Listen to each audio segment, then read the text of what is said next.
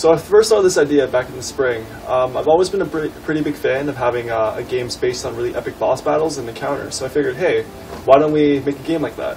So when it was time for us to pitch an idea for a game, I drafted up a design document, pitched it to the group, and we went from there. For Aftermath, we wanted a really dark and gritty art style. We wanted all our characters to be really menacing, so we finalized our design to our little Dinobot here, which is not so little. It fits really well with our current setting and how our gameplay is going to work.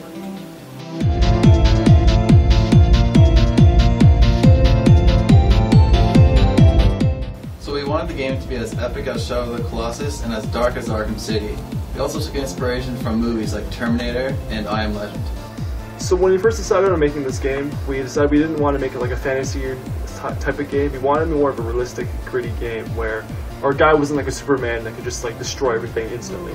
We wanted a guy that was more of a normal person that just pretty much was minding his business, and all of a sudden he's thrown in this situation where he just had to take apart these machines piece by piece to pretty much bring order back to the world. Our initial character was a bit too simplified, so we actually added more to make him seem badass. So for this game, I wanted to make sure that we had very awesome animations and that they conveyed a very realistic style. I think it's very important because it helps to immerse the player in the game world. We wanted to fill a game with lots of epic moments and epic encounters, and one way of doing that is to have the most epic animations.